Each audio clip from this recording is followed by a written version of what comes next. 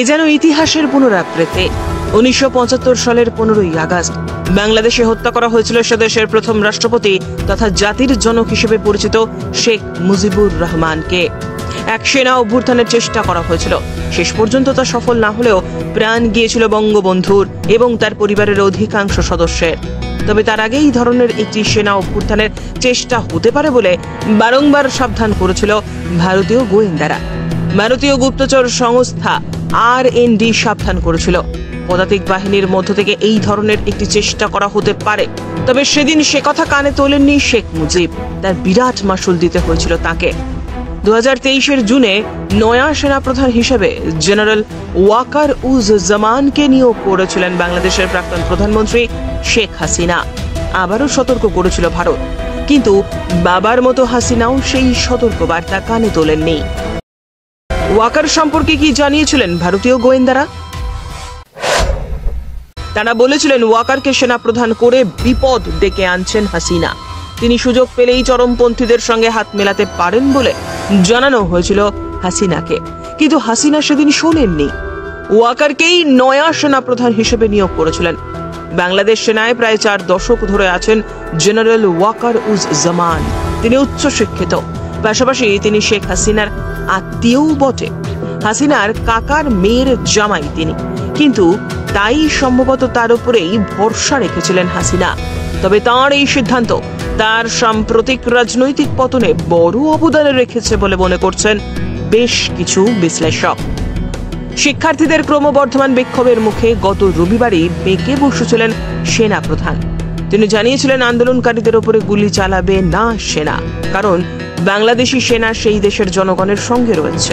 এরপরেই পরিস্থিতির দ্রুত পরিবর্তন ঘটে যায়। সোমবার সকালে হাসিনার সঙ্গে বৈঠকে প্রাক্তন প্রধানমন্ত্রীকে এক প্রকার হুঁশিয়ারি দেন জেনারেল জামান।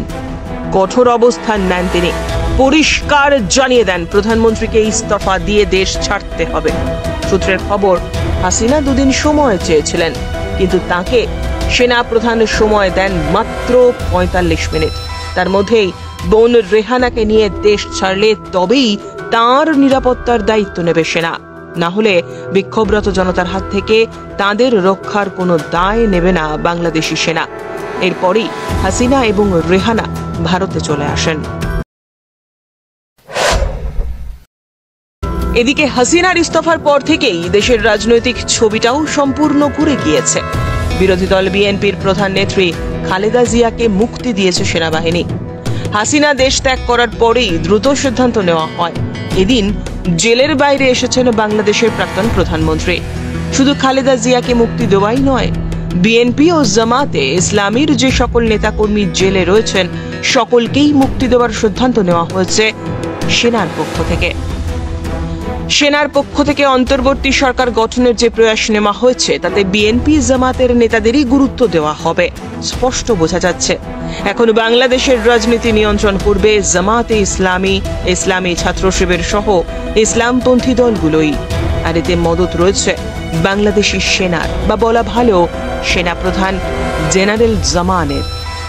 স্বর্ণকমল স্বর্ণবর্ষা 2 জুলাই থেকে 23 আগস্ট মেগা লাকি ড্রতে 2টি স্কুটি, লাকি ড্রতে 7টি স্বর্ণমুদ্রা, হীরের গয়নার মজুরিতে 75% ছাড় এবং সোনার গয়নার মজুরিতে 20% ছাড় থাকছে প্রতি কেনাকাটায় নিশ্চিত উপহার। এছাড়া যে কোনো হলমার্ক যুক্ত গয়নার সমমূল্যের হলমার্ক যুক্ত নতুন গয়না কেনার সুবর্ণ সুযোগ। স্বর্ণকমল জুয়েলার্স, আজই আসুন আমাদের আগরতলা এবং উদয়পুরের শোরুমে। শর্তাবলী প্রযোজ্য।